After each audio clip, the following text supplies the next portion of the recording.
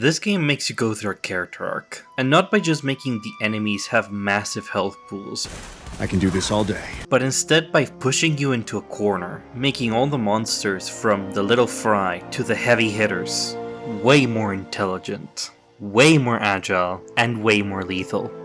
Hi, my name is Ash, and this is Monster Hunter World High Rank.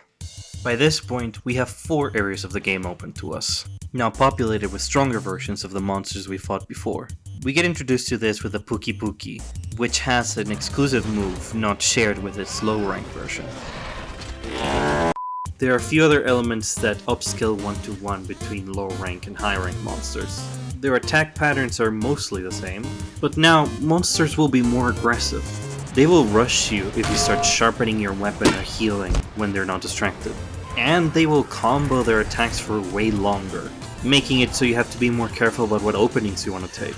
In a way, it works like a fighting game, where you and the monster are playing footsies around each other, waiting to find an opening.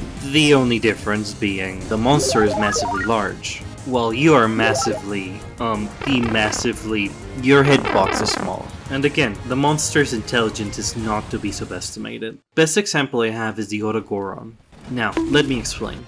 When I was hunting him, at some point he ran off. It was fairly early into the engagement, so I had no idea why he had left. After I gave him some chase, I saw that he was dragging this Legiana corpse. They occasionally fall from the skies in the Ronin Vale. And I thought, neat, pretty interesting world building. He then hops into this hole in the wall, which basically serves as shortcuts for him exclusively. I make my jolly way around, and lo and behold, he is in his den with the Legiana corpse just laying there. Sometimes foreshadowing. Anyways, we end up fighting once more, and taking the fight outside of the den as I chase him, only for him to take another one of the shortcuts back to his den. Now, in Monster Hunter this usually means they're going back to sleep, being hurt and all. But when I arrive, this happens.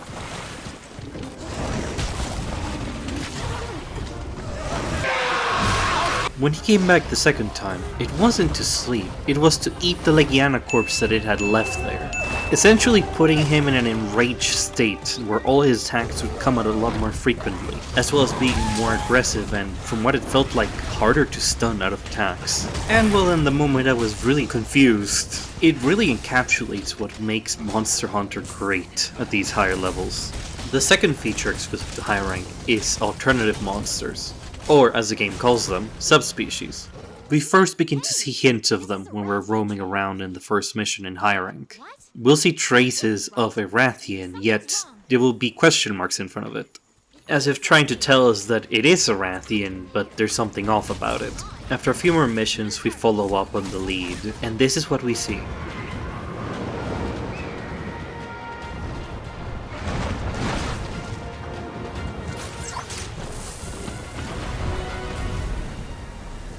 But it's just a recolor, it's not like it's gonna...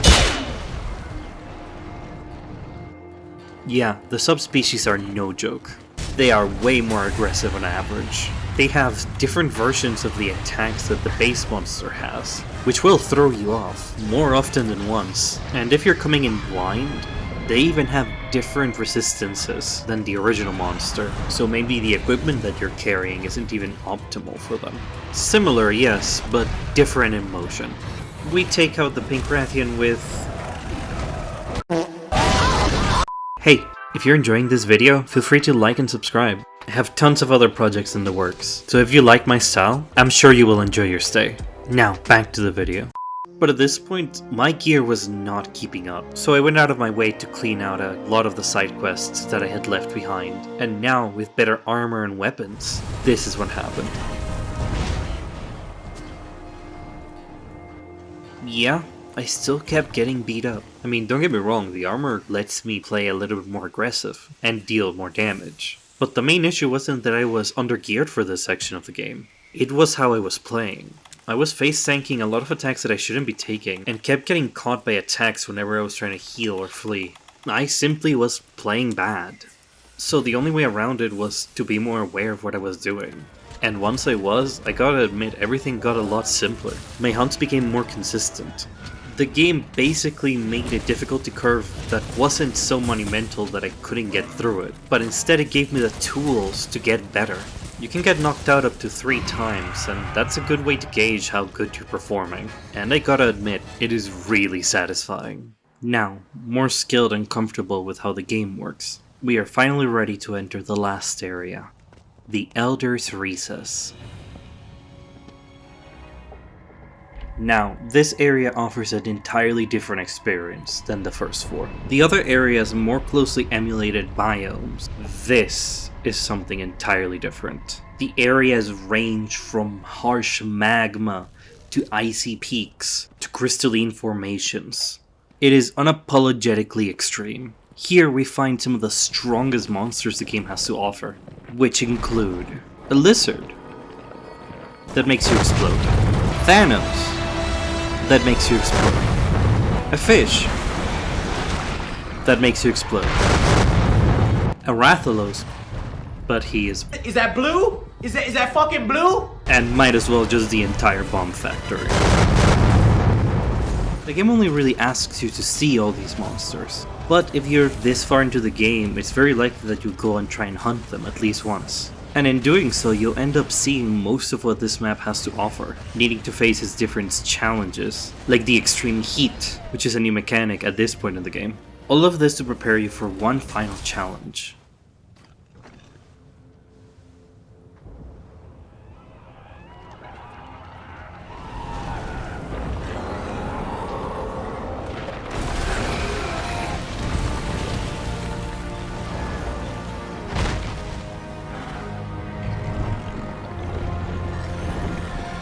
Gigante.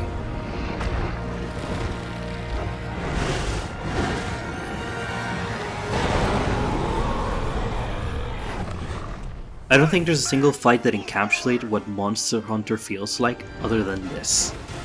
He is fast and aggressive, will ram you, will launch at you, will roar. He will use literally every part of his body as a weapon against you. Not only that, but his spines grow perpetually, and if left unchecked, they will harden and make it impossible to damage that part of his body. So you need to play completely aggressive, trying to make sure that those spikes don't grow, because if they all reach their max state,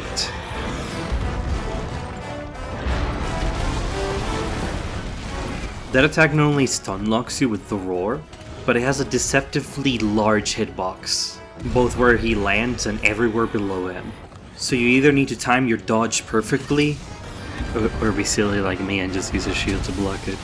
This boss will test every single reflex that you have built up throughout the game, and you will need it, because he won't hold back, taking every opportunity he can to feed you the ground itself. Up until...